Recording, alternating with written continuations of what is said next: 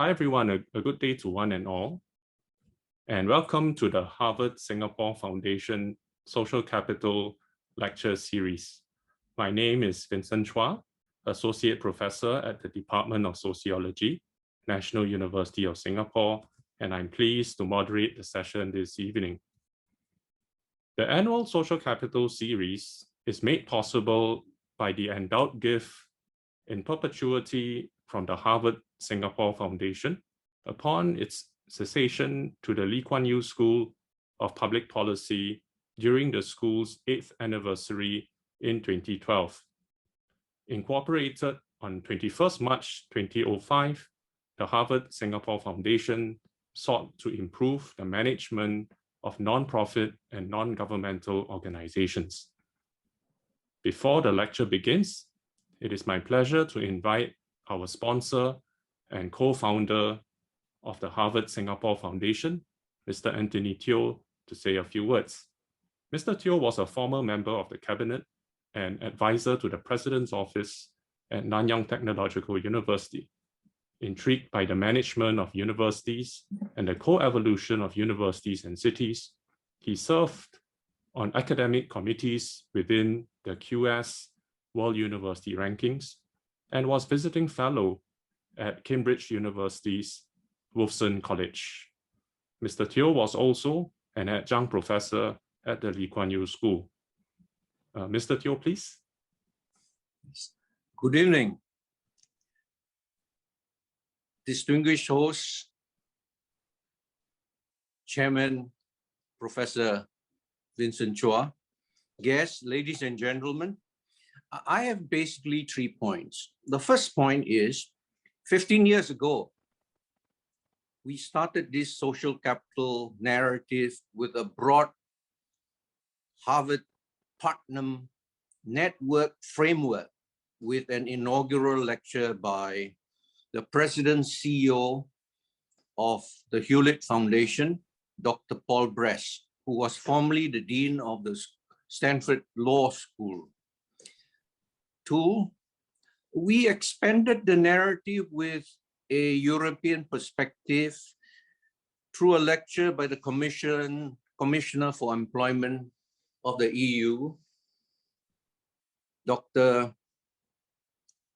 Anna Dimandmopoulos, who expanded the issue into a European context. But the third point is for tonight. Tonight, we are especially pleased to welcome the new proposition, Dr. Christos Makridis, who in the post-digital and pandemic age breaks through with finite granularity in measuring the intensity and breadth of social capital. In particular, we like his way to see how social capital formation could change in pandemic times. Amongst vectors such as the pathology of distance, social distancing, distance learning, work from home, hybrid work-life trade-offs. So in terms of trajectory, we are pleased to reach this trajectory in the narrative of social capital. In conclusion, I'm very pleased with Arizona State University, especially President Michael Crow, whom I've known for a long time, and his thought leadership in universities, which is part of my other narrative as to how, in an osmotic way, universities and their host cities collaborate to form social capital throughout the ages, which has been documented through our series in volumes 1 to 4 universities. Thank you very much. Merci bien. Welcome. Thank you very much, Mr. Teo, for these very inspiring words. Today, it is my pleasure to introduce our speaker, Professor Christos Makridis, who is a research professor at the W.P. Carey School of Business in Arizona State University. He is concurrently a digital fellow at the Digital Economy Lab at Stanford University, a non-resident fellow at the Institute for Religious Studies at Baylor University, a senior advisor at Gallup, a non-resident research scientist at DataCamp, a policy advisor, as well as an entrepreneur. Dr. Makridis has previously served on the White House Council of Economic Advisors, managing cybersecurity, technology, and space activities. His work extends to the Cybersecurity Project at the Harvard Kennedy School of Government, the Initiative on the Digital Economy at MIT Sloan School of Management, and a visiting fellowship at the Foundation for Defense of Democracies. His research areas include labor economics, digital economy, personal finance, and well-being. He has a bachelor's in economics and a minor in mathematics at Arizona State University, as well as dual masters and PhDs in economics and management science and engineering at Stanford University. An illustrious record indeed. He will speak for 40 minutes on the topic of social capital and human flourishing, a topic I believe many of us are interested to hear and to engage. Now, the lecture will be followed by 30 minutes of question and answer. And to the audience, may I invite you to enter your questions into the chat box.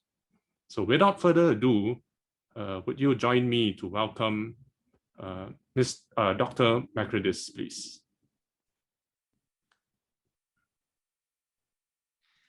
Good evening, everybody. Thank you so much, Vincent, for the kind introduction, to Mr. Antony for your support of this initiative, and for the really kind remarks about President Michael Crow. As you mentioned, universities are part of a broader ecosystem. They are not just planted in a city by themselves. They exist in that socioeconomic and political landscape as well, and social capital comes into play very much there. And I also want to thank all the organizers, Lee, and many others within the university that helped put this together. So it's really an honor and a pleasure to join you tonight. And morning for me, tonight for you all. So thank you so much for taking time out of your evening with your families that you're building social capital in, and hopefully banding together around tonight, around the table or in front of your computers. So the title of this talk is about social capital and human flourishing, and there's going to be a specific emphasis on the role of the digital economy and whether that changes anything as it relates to the formation of social capital. Because with so many people behind their computers, especially now, you might think, does social capital matter as much? Is the way that we build it different? And so we're going to dive into all these questions throughout the hour tonight. I want to begin Sorry, Christos, could I just interrupt? Your slides are not on the full screen. Thank you so much for mentioning that. Here we go. Sorry to interrupt. No, I'm glad that you mentioned it. There we go. I would be very feeling bad if we went the whole hour. So it shows this is great. Yeah, this is good. This is good. Okay, yes. Perfect. Thank you. So just to set the stage, there is now a general recognition that social capital matters. However, there's a lot less there's a lot less knowledge on exactly how it facilitates human flourishing and why. What are the potential mechanisms through which social capital makes people better off? How does it strengthen families? How does it strengthen communities? And tonight, I'm also going to be delving into how the expansion of the digital economy is affecting the way that we cultivate social capital. So for example, where so many meetings are done online, we have to be intentional about meeting with people one-on-one, especially if you haven't met somebody before in person. Having that first time encounter is important for building trust and building that into our schedule. So this is just the motivation, and what I want to start with is a definition of what is social capital. So I'm going to spend about 5 or so minutes just defining social capital, and then walk into some of the major mechanisms through which that might promote human flourishing. And so this is probably not new to all the participants here, especially given the annual lectures that have been delivered in previous years. But social capital is often talked about as the features of social organizations, trust, norms, networks that can improve the efficiency of society by facilitating coordinated actions, coming from this Steve Robert Putnam.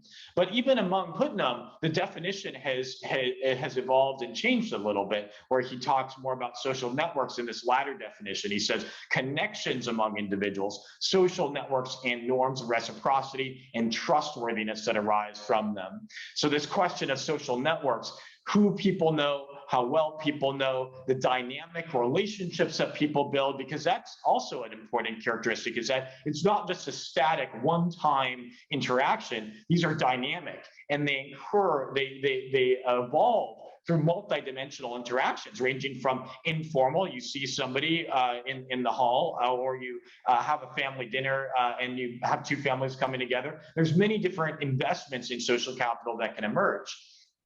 For our purposes tonight, I want to fix our concepts around the 3 different pillars that have been discussed: trust, norms, and networks. And we know that people and society benefit from the association with others who have like-minded values. We see it in organizations, we see it with families, we see it even in countries where there is banding together with like-minded values. But the big question is, how do we measure the specific components of social capital, and how do we understand how it affects economic and social well-being, and then how to promote it? How do we expand it? Because it's not as if it's just we can wave a wand. It requires investments. It takes sometimes decades. We all know that it takes a lot of time to build trust, and trust can be also lost in an instant. And so how do we think about this at a societal level, not just at an individual level? Now, there are a number of papers that demonstrate the importance of social capital for intergenerational mobility, i.e. the children being better off than the parents were off.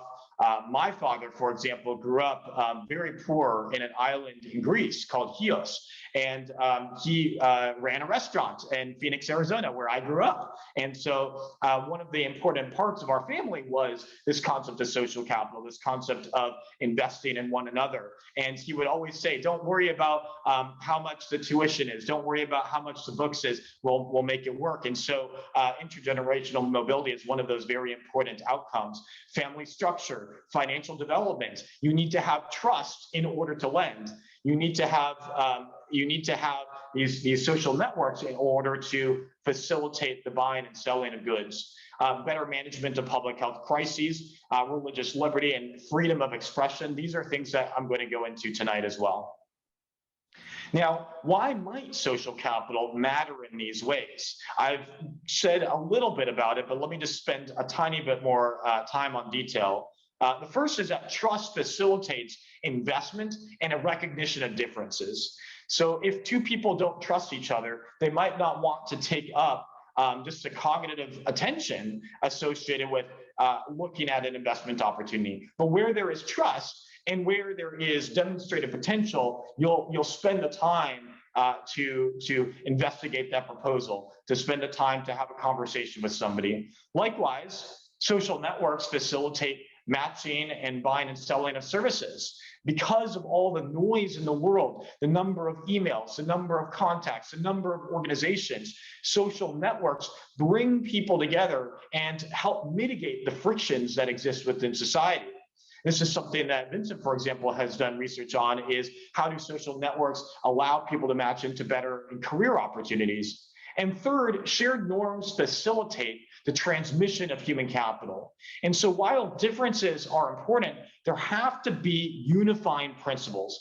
Every organization has a mission statement. Families have principles that they band together. And if there is not that unifying principle, a set of goals, then that's where fragmentation arises. And we see that time and time again throughout history. And so one of the important lessons for good management, for good governance, is around uniting around principles that matter. So now what I want to do is spend the majority of the talk talking about exactly how social capital might promote human flourishing. And I'm going to go through 3 different examples based on my own work. And I was thinking, as in preparing for this, I was thinking, would it be better to just summarize a lot of what's been done before? Or would it be better maybe to share a little bit more about where I feel most comfortable having done research in this area, and also bring in a little bit of perspective from policy, having spent time in policy. And so let me just start with the most immediate thing on people's minds around the pandemic, and how social capital is not just a luxury for good times. It's also a ingredient. It's also a tool for crisis times. This is a paper that I published with Carey about a year ago. And at the onset of the pandemic, I was thinking about, well, if social capital matters for all these good outcomes, then might it also matter for mitigating the transmission? And people could argue one of 2 stories. On one hand, it might be that social capital actually increases transmission, because if there's more interaction, more mobility, and more meeting at the cafe and so on, then maybe that would lead to greater transmission. But on the other hand, it might actually decrease the transmission of the virus, because if an individual does get sick, they aren't just going to go walking everywhere, going into a big meeting place. They'll be more respectful of other people's potential for getting sick. And moreover, they might be taking a lot better care of themselves, washing their hands more, just being careful. And so this is really an open, a question that empirically we can answer, but theoretically is not very clear. In times of crisis, however, we do know from prior literature that social capital could matter even more, because it's in that crucible where small differences can have very big and lasting impacts. And so below, I just enumerate a number of studies that have demonstrated this before. And there's also some related studies on the pandemic as it relates to social capital. Teresa Kukler and her husband, Johannes Streubel, and co-authors in this 2020 paper, were using data from Facebook, for example, to look at areas that had greater social connectivity and seeing how the spread of the virus took place.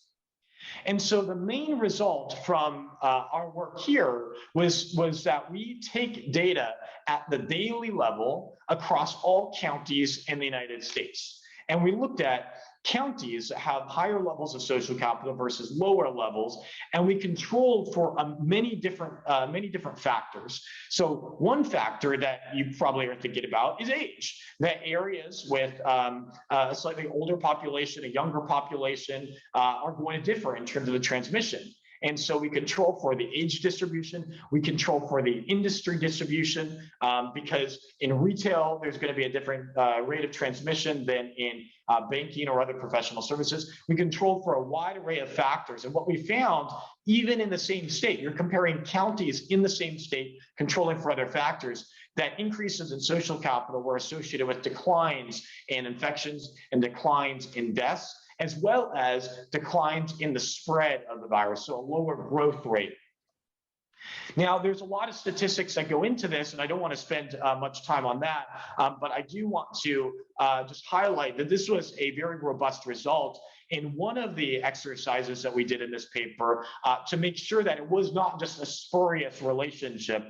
We actually used data from Facebook where we measured the number of ties between your county C and another county C prime. So for example, in the United States, I might be thinking, I grew up in Maricopa County, and I'm going to measure the number of friends that I have between Maricopa and San Francisco. And so you do that for every county in the United States, and then you multiply it by the level of social capital. So in other words, you're getting a measure of not the social capital in your county, but the social capital in your social network.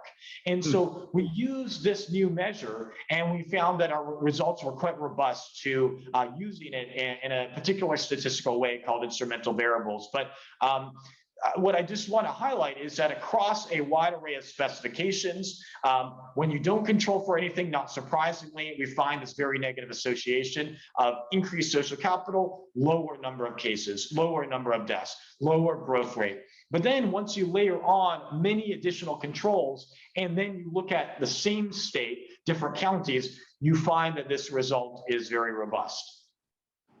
The other result that we found quite interesting was we looked at this, we estimated this statistical model separately for every day within our sample. And what we found was that during the periods where there was a surge in cases, we actually found that social capital matters even more. And so what is being plotted on the y-axis is just the estimate of exactly how important social capital was, controlling for all other factors. And on the x-axis is just the date. And so you can see that during the surge in early April of 2020, social capital mattered a great deal. And then when there was another round of a surge in the United States, it mattered a great deal. An open question will be, does this same result hold for other countries? And my hypothesis would be that it probably does, because the same phenomenon are at play. In addition to this, we asked, why does social capital matter for mitigating the number of cases and the number of deaths? And so we broke out social capital into a couple different subcomponents. We looked at family unity, we looked at community health, institutional health, and collective efficacy. And what we found here was that family unity, community health, and collective efficacy mattered the most. And community health might not be that much of a surprise. Better hospitals, better hygiene are naturally going to mitigate the transmission. But what's very interesting is that family unity also matters. Civic participation also matters. And so one way to think about this is that stronger families are going to be more resilient. If one earner gets sick, the other person will be able to pick up the slack and be able to care for the others in the family.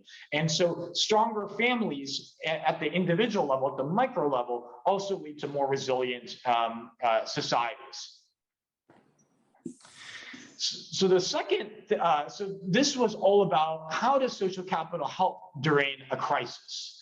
What I want to take a step back now is look at across countries, how does social capital potentially promote and allow people to express themselves freely, especially as it relates to their religious affiliation and their worship practices? And so in this paper, I looked at over 150 countries between 2006 and 2018, and was using data from Gallup, where they started in 2006, what's called the World Poll. The World Poll collects a nationally representative sample across many countries throughout the world. And so it surveys over 150 countries. These countries make up about 98% of the world population.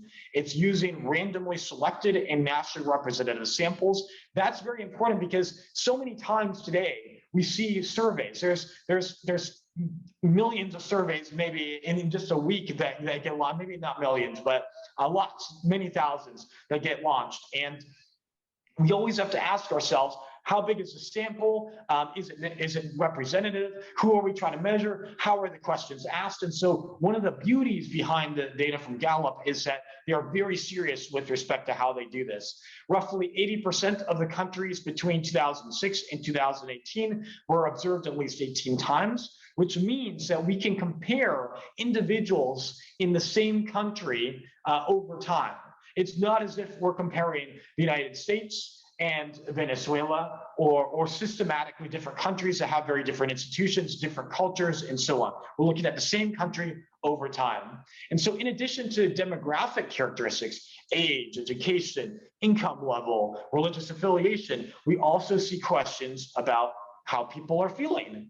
One of these questions is around whether people feel like they're thriving. People are asked about whether they have high life satisfaction today, and where they think they'll be in 5 years. And where they think they'll be in 5 years gives you a measure of the degree of optimism. What is people's outlook about their life? They might be feeling okay now, but maybe they're not feeling very optimistic about the future.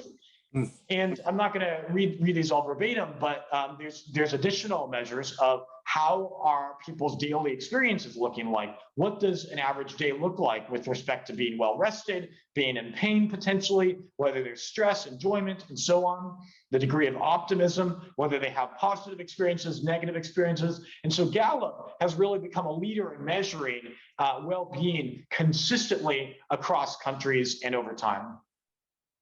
In addition to this, I also drawed on data from the Varieties of Democracy, or VDEM for short, and they survey experts across countries using what's called item response theory. But in short, what they do is they ask people that specialize in Singapore, in the United States, in Greece, in whatever the country is. They ask experts about the institutions within these countries. And one of the variables in this data is about religious freedom. And you can see here that there's a couple different responses that these experts can give, ranging from a level of 0, where religion is not respected by public authorities, all the way up to it is fully respected by public authorities, where people are allowed to worship freely, are allowed to choose. Public office is not constrained by that. And so the beauty of this data is that it allows you to measure for the same country over time how they're doing with respect to religious freedom, as well as there's hundreds of other questions in this data. So anyone that's interested in using data across countries, I'd suggest Varieties of Democracy is a very useful source. And so the first question I asked is, how is this related with economic freedom? Because people talk about markets a lot, and a big part of social capital and a big result of social capital is that it allows people to buy and sell, to match efficiently. And so one of the main results here was that economic freedom was very much associated with religious liberty, even after you control for GDP growth, the population, the agricultural share, how many people are in services, and so on. But what was very interesting was that property rights actually emerged as the most significant predictor. And so even after you control for all these different factors, property rights is the one that remains statistically significant. What does that mean? Well, one of the results that we that I took from this was that in order to have property rights, you might also need to have the freedom of expression. If people do not feel secure to express and to worship freely, then they might not be willing to take risks, to purchase capital, to be an entrepreneur, and to actually buy and sell goods. There's not going to be a climate for all those other activities without that precondition of being safe to express oneself. One of the very other interesting results is going to be demonstrated in this figure, where on the x-axis, I'm plotting the growth in religious liberty at a country level. So each dot on this plot is a different country, and the size of the dot is the population. So we're weighting larger countries a little bit more. And so what emerges here is that the countries, the y-axis is the degree of property rights, the quality of property rights. And so this actually is a bit of a warning sign. Number one is that the countries that grew in religious liberty were actually the countries that traditionally had lower property rights. And so what we've seen over the past 15 or so years is actually a deterioration of social capital in some of the countries that traditionally used to rank quite high. And when you look at the mean level of growth in religious liberty, it's about an 8.1% decline, and the median is about a 13% decline. And so this really emphasizes that just because a country might have an efficient marketplace, it doesn't mean that's going to be preserved forever. Social capital takes work. It requires policymakers at a federal, state, local level to be very intentional about promoting it and fostering trust within communities. And it can very easily slip away. So I don't think it has slipped away, but if we don't do anything, if we don't have this renewed focus on social capital, especially in the digital economy, we're at risk of it slipping away. So lastly, in this paper, one of the questions that I answered was, how do changes in religious liberty, RL indexed by the country and year, how do changes in religious liberty affect well-being, even after you control for individual characteristics like age, education, income, etc., as well as differences across countries. So we're going to be looking at observationally equivalent individuals in the same country in 2006 compared to 2007, compared to 2008, all the way up to 2018.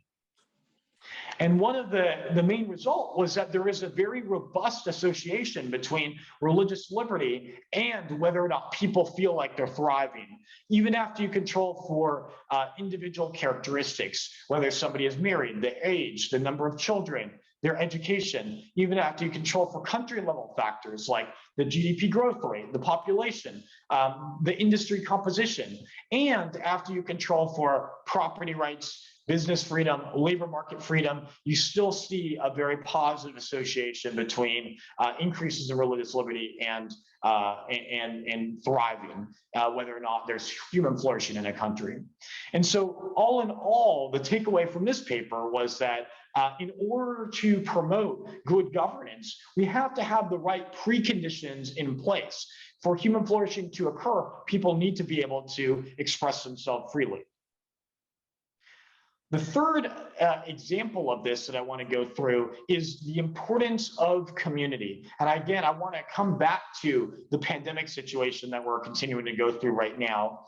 And the question that I ask here is, given that we know that religious institutions and houses of worship are important for promoting social capital, they're important for building community, for having trust, for expressing oneself, then what happens when they get shut down all of a sudden with the business closures, the designation of what's essential and non-essential? And so in this, which is actually not yet published, it's some ongoing work that I've been doing, but I thought it'd be exciting potentially to preview it in this lecture, is that I partnered with an organization that focuses on religious liberty called the Beckett Foundation for Religious Freedom, and they created a measure of religious restrictions on houses of worship at the state level. You can see the day when a restriction goes in place and when it gets lifted, and moreover, you can see whether it's a numeric cap, i.e., it's saying only 10 people in this house of worship, only 50 people in this house of worship, or a percentage cap. 50% occupancy, 20% occupancy, and so on. And so what I'm looking at in this is, how does well-being change after the adoption of these restrictions for religious individuals? And this can be of any faith. It could be Christian, it could be Muslim, it could be Jewish, anything. And so what this is very interesting is that we can control for a lot of other factors, look at the same state and just compare Christians, non-Christians, theists, non-theists, whatever you might choose to do. And so the primary assumption here is that these two groups of people, religious, non-religious, would have had similar outcomes if these restrictions weren't in place. So what do we find?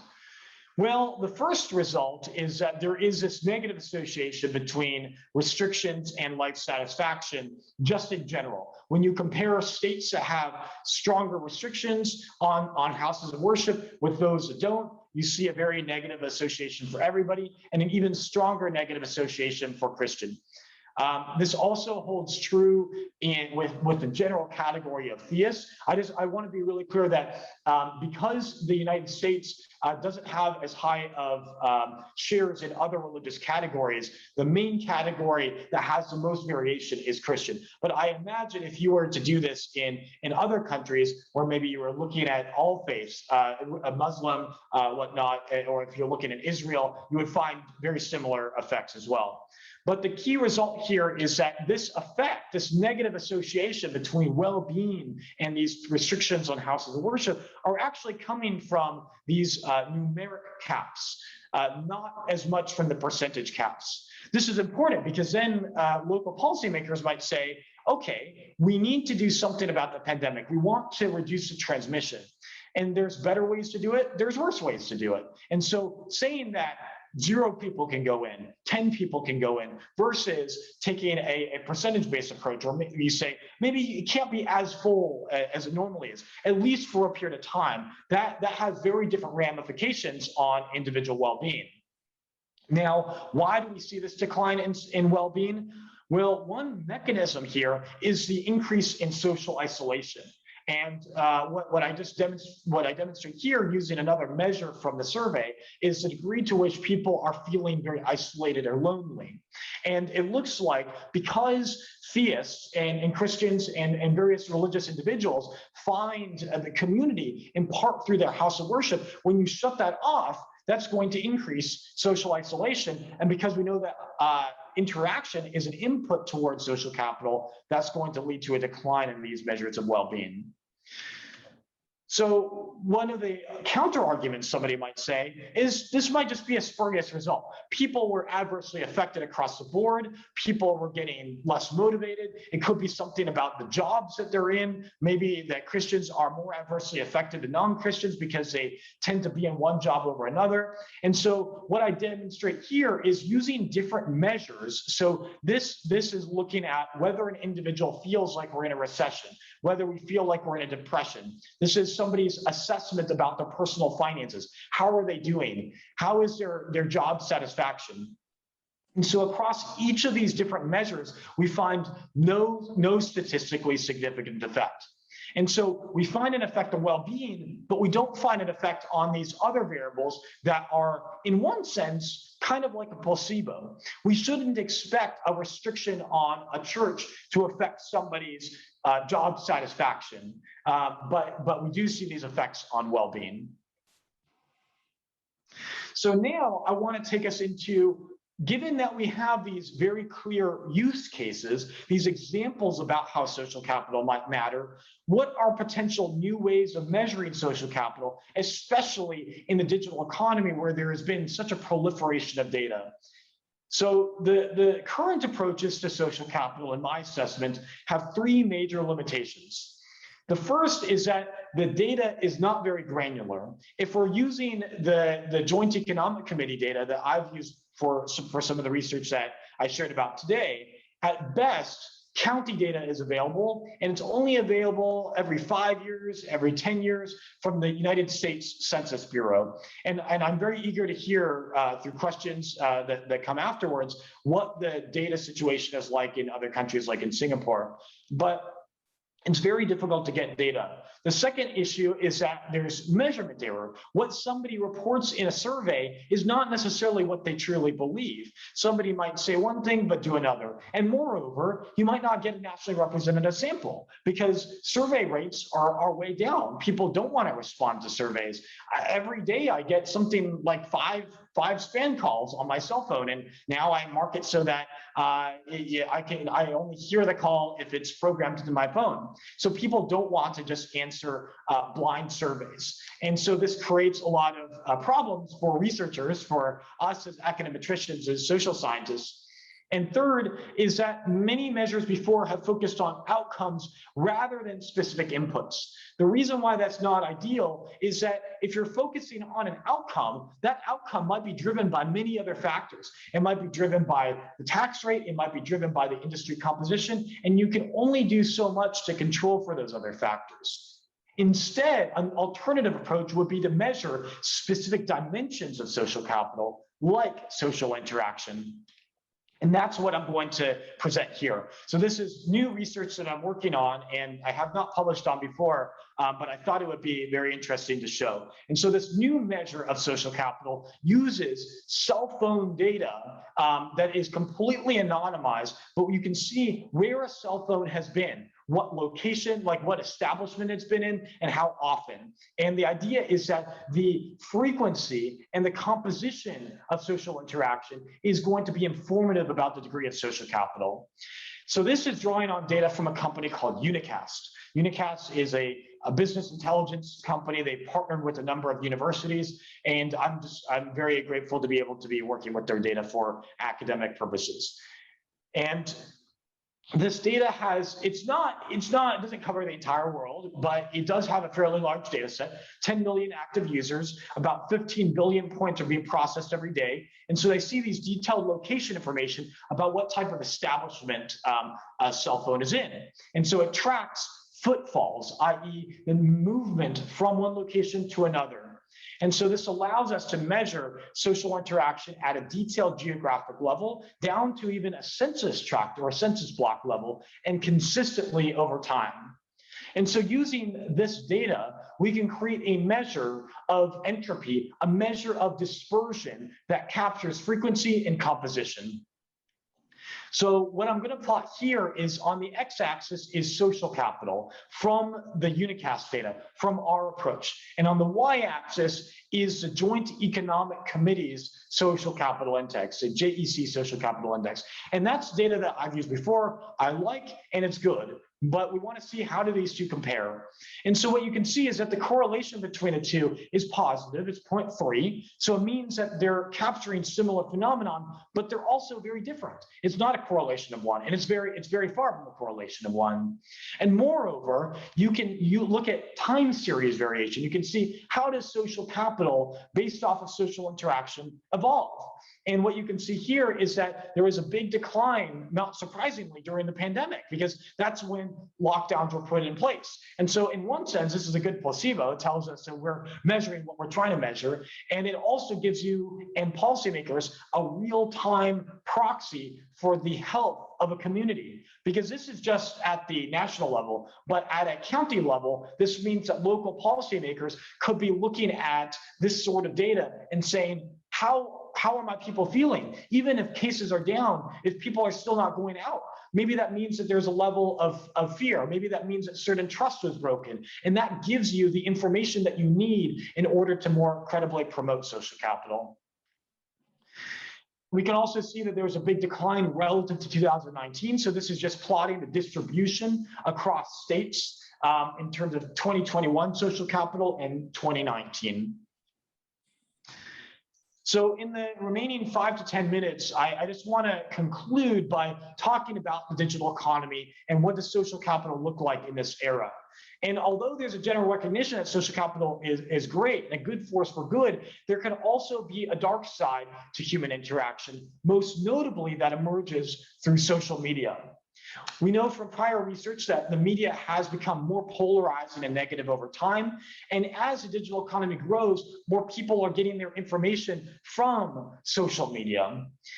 But at the same time, negative media gets a lot more clicks. And so this creates a bad incentive problem where there's a lot more negative stories than there are good stories. And so in this paper with my colleague Tao, we are looking at how does your social network influence how much you spend and go out.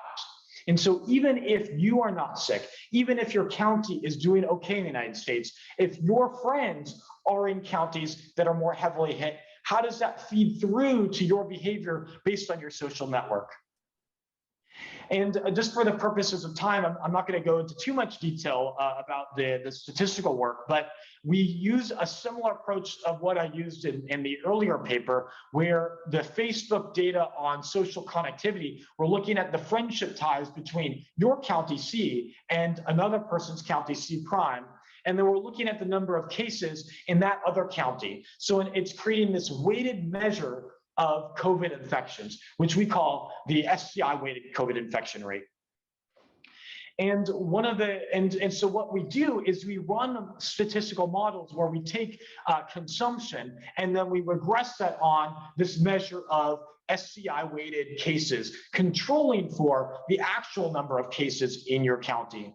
And so what this is plotting is the effect, the estimate of how much changes in your social network in infections is affecting your level of consumption.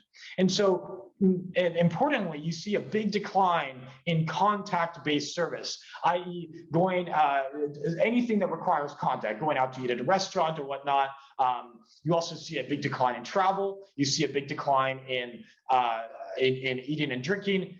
You see less of a decline in financial services, less of a decline in grocery because people still need to eat, they need to get their groceries, no decline in IT. And so in one sense, it's very comforting. You don't see an effect in the places you shouldn't see an effect in, and you do where you should see an effect. And this overall effect is larger for social networks than it is about infections in your own county. In other words, people are more responsive to what's happening in their social network than what's even happening in their own county. So there are at least 3 patterns that are emerging that raise questions about social capital in the digital era. One is consumption, that more and more consumption is coming through digital goods and services. Literally last night before I was going to bed, I saw a headline that more people are buying from Amazon than Walmart. And I mean, in the United States, Walmart was huge. There's a Walmart everywhere, but so much of consumption is now digital. 2 is that communication is increasingly done online, like how we're talking today.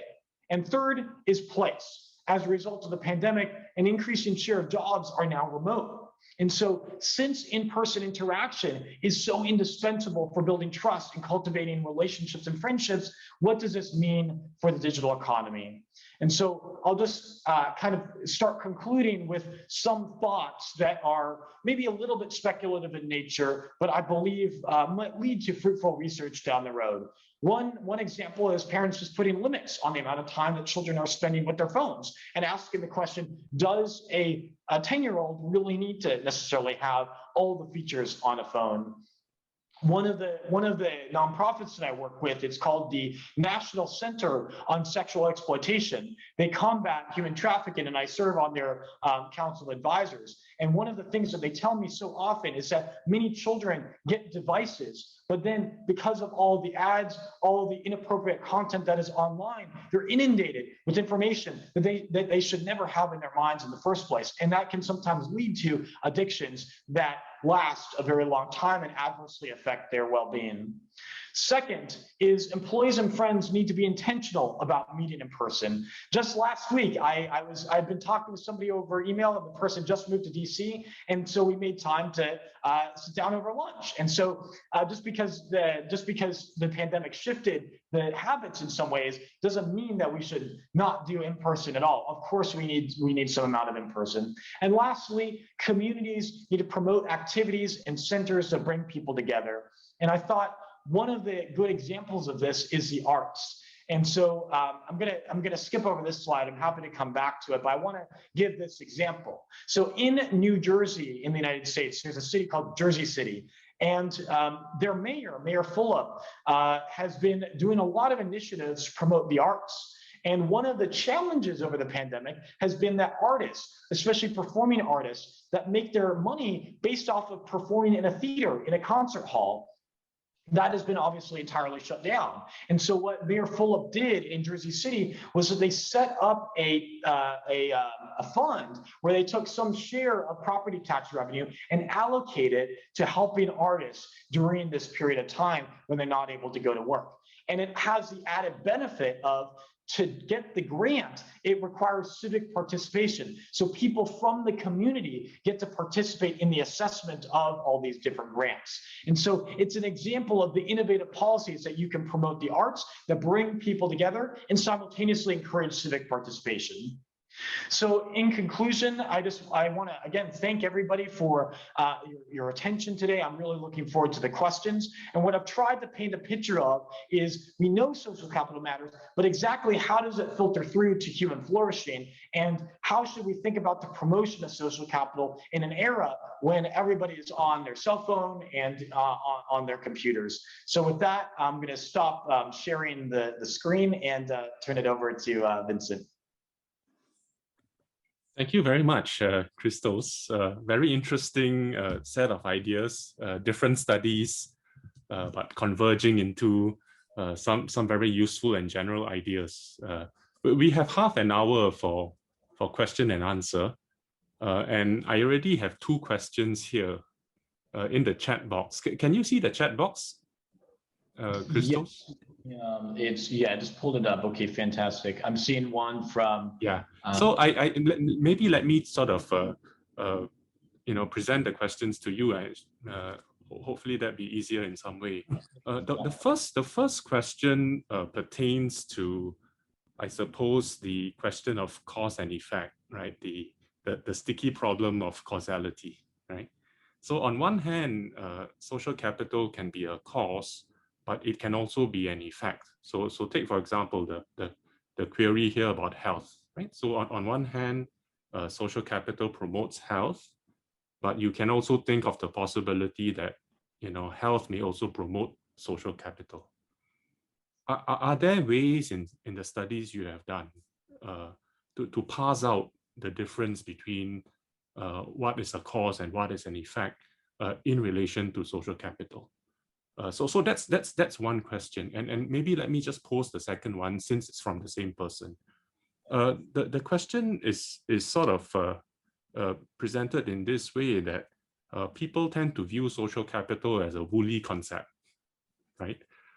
In your experience, how do researchers convince, hard economists or policymakers to take social capital seriously? Right. So the first question about causality, and the second question about, how do we get policymakers to take social capital seriously, even as they go about their work? Thank you. Yes, thank you so much for these questions. Both are very good. I'm actually going to start on the second one because I think that they're actually very related.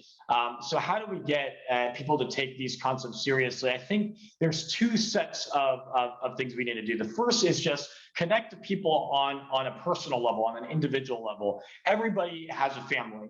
Everybody cares about other people and loves other people. And I mean, I guess exactly like at least within their own family and friends in their network and so on. So there are concepts that are inherently qualitative that we know matter, and that if the policymaker has a child that they care about, where their child goes to school, who their child's friends are, social capital clearly matters, and people admit it to themselves. But sometimes when we are looking at different options, policy options on the table, it's easy to lose track and make it too robotic, too quantitative, and lose track of the fact that there's very qualitative insights that we ourselves know to be true.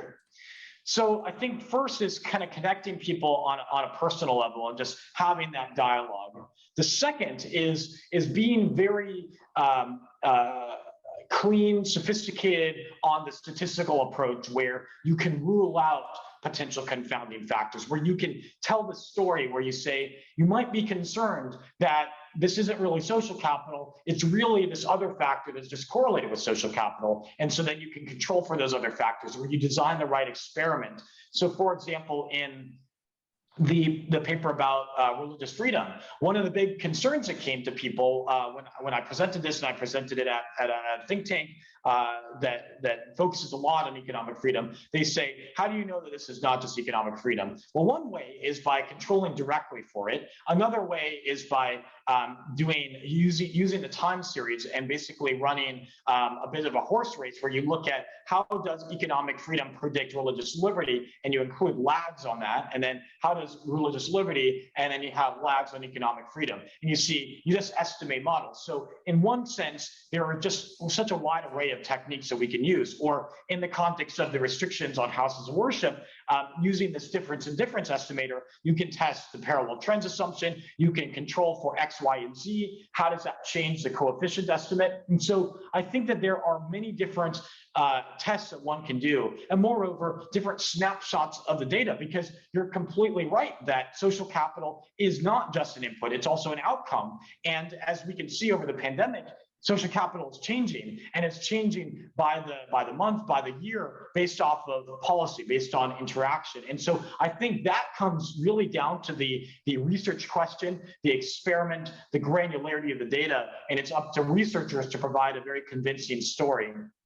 And so with that, I think that it really, researchers have to think carefully about just because a phenomenon might be true, and we know it to be true, there is still a very important series of exercises we have to go through to demonstrate it's not a confounding effect, because qualitatively, we know that it matters, but quantitatively, how much does it matter? When does it matter? Those questions have to be resolved with high quality data. And that's why I'm trying to push forward this new approach to measuring social interaction using new high quality data. Thanks, Christos. I think longitudinal data and the work that you are doing, collecting high frequency data, I think that would be very useful to try to detect causality issues and try to pass it out. Yeah. Right. I have another question here. Actually, I thought it's a very thought-provoking question. Social capital brings people together, right? On one hand, it integrates groups and so on, but we can also think of, examples where social capital can actually divide, right? So as much as it combines, as much as it brings groups together, it can also paradoxically divide groups. Is there any way to reconcile, I suppose, the integrative effects of social capital coexisting alongside the divisive effects? So you talk about social media, for example, right? It can also be a force for good, as much as it can be detrimental if the excesses of digital media and so on. Is there an optimal point by which to straddle the balance? I think I know this is a tough question, and I don't think that there's a perfect answer. I think one thing we have to recognize is that it's in society and in our lives, we can't necessarily pick what we want and what we don't want. So having an environment where there's freedom of expression is going to have things that we disagree with by definition, because people are heterogeneous, people are different, people have different experiences, so their own social networks. And so I think just recognizing that it's never going to be perfect in our eyes is important, because that sets expectations. But in addition to that, I think there's different dimensions of social capital that can be promoted and different ways that communities can cultivate it. So, for example, if there is a culture of inquiry, of asking questions, that is a dimension of social capital that facilitates the pursuit of truth. And it's very important for addressing. Among children are always asking why. And so being able to foster inquiry in a productive way and to have a dialogue where people can voice their concerns. Because when people feel like they can't voice their concerns, that's when there is a lot of disagreement that obviously comes, and potentially violence that eventually emerges. So having that open forum of inquiry is very important. And I saw Mr. Antony Teo, you also were raising your hand. I didn't know if you wanted to jump Mr. in. Teo, you want to ask your question? Yes, could I? Sure. I thought it was a marvelous presentation. I love your R squared. They are so reliable, they are so low. I've got two comments, one of which is a comment and the other is a question. The comment is this: at some stage, Cambridge Analytica does exactly what you say, but they did it very dangerously, because Putin interloped in the American election using Cambridge Analytica data like what you've been talking about. But that's just a comment. The real issue is this: social capital is very important, but when the public officials talk about it, they tend not to talk about social capital as much as the social compact, which probably is a derivative of it, because the factors are similar, except that in the social compact, you deal with societal issues of inequality, distribution, and some of the pressures that come out of it. And an example of that is in the 13th century in Genoa. There was a very clear case of social compact.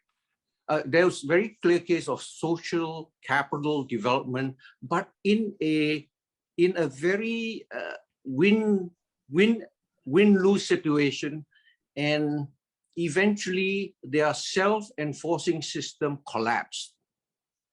whereas the Greek system throughout the ages has been very open-ended. So one issue that we keep on coming out with public officials is we got to revisit the social compact. How would you apply the social capital aspects into people trying to revise the social compact? That's a really good question. So I don't know as much about history as I guess I would like. I know a little bit about kind of classical Greece and how a lot of Western democracy evolved, and I think that there's principles there that are very, very important, especially around open inquiry and this freedom of expression. So the question that you asked about social compacts and how does social capital play into that, I mean, as societies, we need to ask ourselves, what are the principles that bring us together? What are the principles that unite us? And so that's the question about social compact. But in order to answer that, we also need to have communities, and you need to have levels of trust. You need to have levels of networks where people can communicate with each other. So in one sense, a part of me wonders whether social capital is sort of like a precondition to be able to have the conversation about social compact, and that when we see the breakdown of certain civilizations, what we're seeing happen in Afghanistan, for example, the deterioration of a social compact comes from a root cause around maybe a deterioration of social capital. So I wonder whether social capital is sort of like a foundation to have those conversations. I don't. I'd be delighted to hear your thoughts about that, or if you have a response to that. I'm sure you've thought about it a lot, so I'm curious. Well, in the 13th century case of Genoa, they were like us. They had great sovereign fund. For example, they control and own Constantinople and various parts of the Mediterranean. So they were very prosperous people, but they depended on each other in a self-regulating system. And eventually they appointed a podesta, which is a military controller, which is from none of the clans. And he's not a dictator, but he is supposed to arbitrate. But the social compact could not deal with that, partly because the social capital was more a fairly fixed quantum. Okay, so one issue is the social capital in a society must be more open-ended and have growth features that have wider parameters. Yes, that's a good point. Yeah, no, I mean, I think you said it well. I'd say that's an area that I would like to study more. Now that you mention it, I'm thinking about just the broader legal, political, socioeconomic factors that are at play with the compact, and how social capital needs to be sufficiently resilient to be able to move with the challenges that a country faces. Thank you for that question. If I may interject, Christos, to sort of paraphrase Mr. Teo's question, I think there's a tendency to form social closures, you know, in society amongst the wealthy, and in this case, we see it in modern times as well as in history, the consolidation of family lineage and wealth and so on. That can actually, it's very beneficial for the insiders, you know, those with the wealth, with the connections and so on. But if this social closure doesn't then expand into a social compact that bridges across groups, right, then that in fact may compromise on the social stability, and an overall social cohesion in society may in fact be compromised for that reason. Yeah. Oh, indeed, and that's why we've seen revolutions throughout history. It's not sustainable. Maybe it works. It works for certain people for a certain amount of time, and so I think to really the solution to that really requires. Yeah, I mean, it comes down to the question: what is social capital? So if the elites have their own social network, they have that portion of social capital. They have the social networks, but they don't have trust. in the community. You don't have, and then there's misalignment between the norms they have and that everybody else holds. And so I think it requires this recognition that social capital is multidimensional, and also specific policies. I talked about the arts at the end. I think arts is a wonderful example because it brings people together with different incomes, different political beliefs, different everything, different backgrounds. Some of the data that I'm doing with a gentleman named Esteban Moreau at MIT Media Lab, working with unicast data, and actually Esteban has created a very beautiful website. I think it's called inequality.mit.edu. If you type in his name and you type in Inequality Atlas, you'll find it. But basically, he's looked at the income levels of the people of the census tracts that people's cell phones are coming from, and then looking at where do they go. And the arts actually tends to be quite democratizing. It's one of the places that brings people that are most heterogeneous, as opposed to a law office or a doctor's office brings people that are more homogeneous in income. So going back to this question of how sustainable in the social compact, I think policies that promote this greater integration across all societies, so you can't just live on an island by yourself, is especially integral. Thank you. We still have about 15 minutes to go, but I don't see new questions coming in. So if you would allow me to ask some questions, or Mr. Teo, would you want to ask some more questions? No. Okay. The chairman has a right. Let me ask two questions. I'm just looking through the questions, and I see that there is two at the end by a gentleman named Tamad. Not appearing. But I didn't see those. Yeah. Do you want to address those, Christos? Yeah, I'd be happy to. Yes. So the first, I'm just reading them myself now. So what are the structuring reforms to promulgate policies in digital economy as we have witnessed the public awareness is less proportionate towards the same?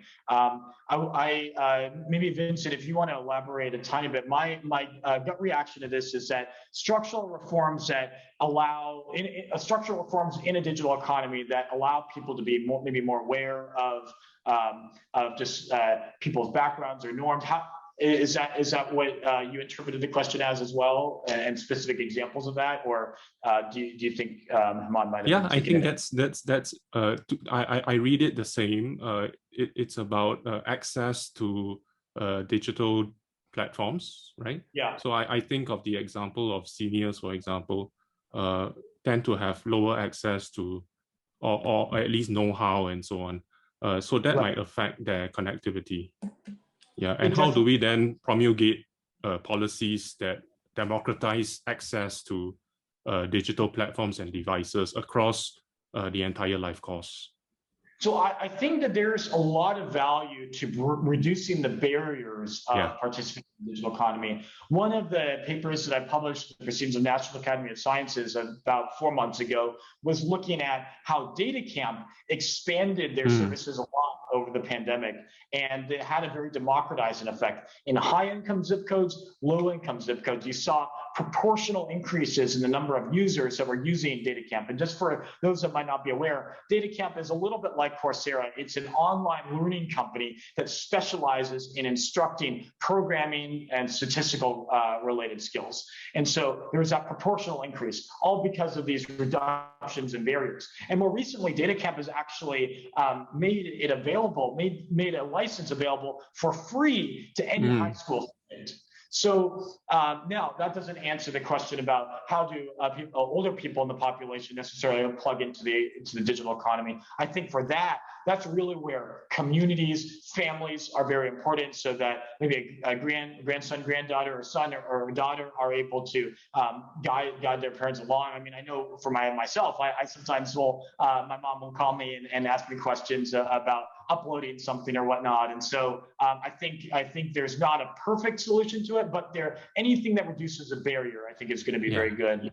Yeah. And then I see the second question that Mr. Hamad asked, where he asked, what if we adhere with the social concepts principle? It might harm religious concepts.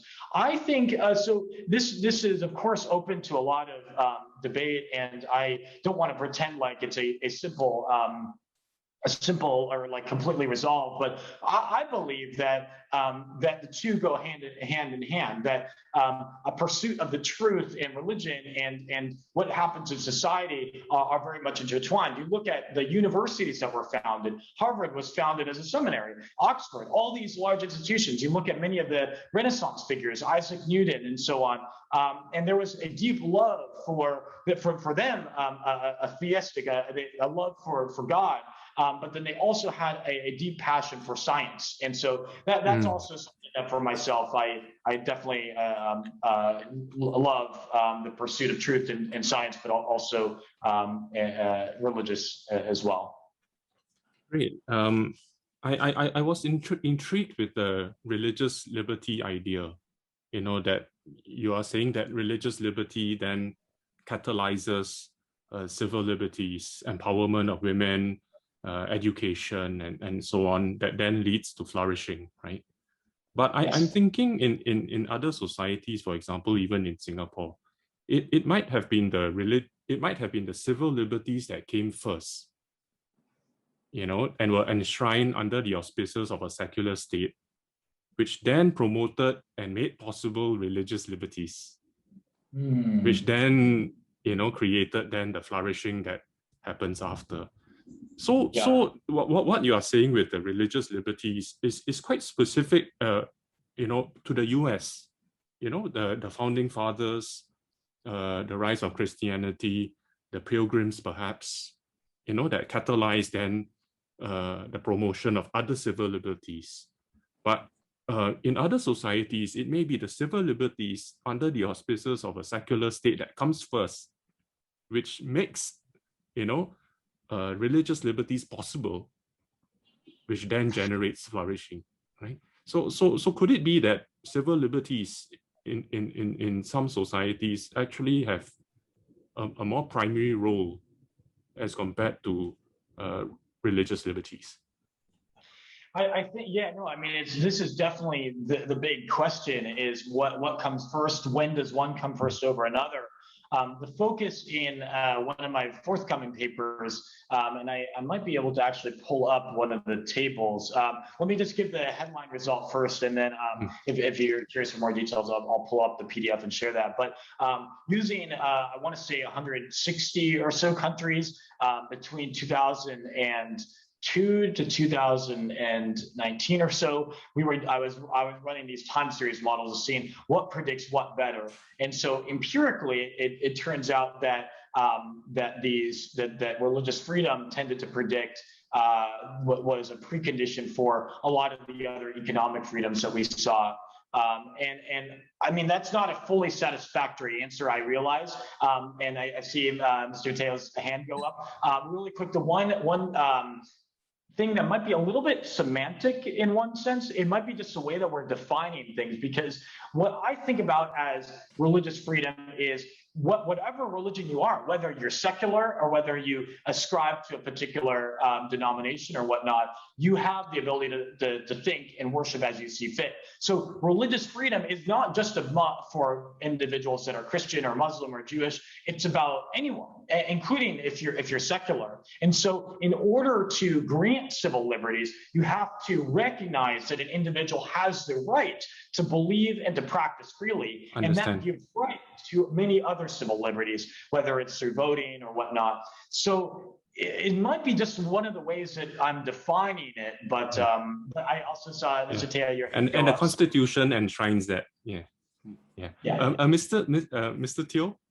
Yes. You have another question? Christo, I like your response in that, but I would like to bring it to the US. In the US, there was de Tocqueville's 1850 studies of what is democracy in America. And he did not find it in capitals, in the main centers. He found it in the village church. And he eventually summarized it as, America is great when America is good. And they have formed a great deal of social capital in the last 150, 200 years. But the question now is this. Trump and his friends are talking, let's make America great again. And the same similar religious groups are now called evangelicals. And they have a form of extremism, which is unrelated. I couldn't find a relationship with the 1850s, when America is good, great when it's good, and all the good things that happen out of liberty, freedom, and equality. How do you explain that? Because it's a very confusing situation in the US. No, this is a very hot topic, and I mean, I'd just say we would probably be good over a dinner one of these years.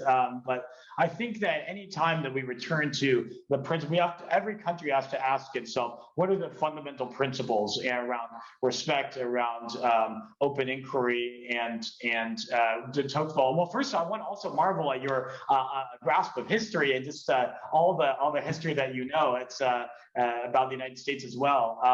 It's something that I should go back and read some more myself. But de Tocqueville did remark about that there was that unique aspect about the United States. And so I think there is an element of the United States and other countries need a revival of a lot of these principles around liberty. And I don't think any country is exempt from that. It requires a lot of work. And yeah, with that, I just say these are tough things, and we just need to all work at it, individual level, federal level, so state level, and so on. Great. So we just have 3 minutes left, and if you would permit me to just ask the last question. Yeah. You know, I want to circle back to, you know, what Mr. Teo had asked earlier about the social compact. And you know, I'm thinking about trust, right? Levels of trust. And if you look at Scandinavia, they have high levels of trust. You see this in different studies. Lower levels of trust in perhaps other countries, right? Perhaps the US and so on. I wonder why, right? So in Scandinavia, could it be because of the redistributive economy, right? The white safety nets that promote cooperation between people as opposed to competition, right? You contrast that with societies that have a competitive ethos, or in other words, the meritocracy, which sort of specializes in building hierarchies, right? So on one hand, you create opportunities for people, but as meritocracy plays out, as competitive relations play out, you do get hierarchies that are the outcome of that competitive process, as it must be, right? So my question is this: competition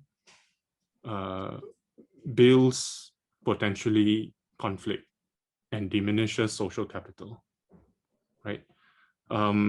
Is there a way to combine, right, hierarchies on one hand and social capital? So social capital focuses on cooperation, hierarchies produce competition. Is there a way that they can ever be reconciled? Boy, I mean, these are tough questions that the countries grapple with, and policymakers obviously debate a lot on. I think one of the points that if I remember right, it might have been Han had raised in the question here, was about outcomes versus inputs, and how sometimes social capital can be an output, sometimes it can be an input. And so in a similar way, I think looking at many of these Scandinavian countries, their system of governance, the amount of welfare that they have, et cetera, is also a function of the social compact that they have. And that fact that people specifically stay in Scandinavia or go to a particular country, whether Denmark or Sweden or whatnot, they live in those countries specifically because they ascribe to those ideals. And so I think in the marketplace of ideas, it's very open. I mean, any country can decide to live as they so choose. And one of the beauties in the United States is the fact that states get to be very decentralized, different tax rates, different amount of funding public goods. And so I think that the underlying model is good. It just allows people to live where they prefer to live. It's as simple as that. And in terms of the question of, and to what extent can you combine cooperation with competition, I think that the United States has strayed in so many ways from genuine competition. You look at certain sectors, you look at the tech sector, you look at the healthcare sector. These are not fully competitive sectors. And so I think in order to have cooperation, you also need to have healthy competition, one where there's not large barriers to entry, ones where you don't need to be connected to the elite in order to get funding from a venture capitalist. And so there's all these elements in the United States that I think we need a revival of what true competition really is. And true competition is it can be very healthy. And that hierarchies aren't necessarily bad, but they can be exploited. And again, that comes back to Mr.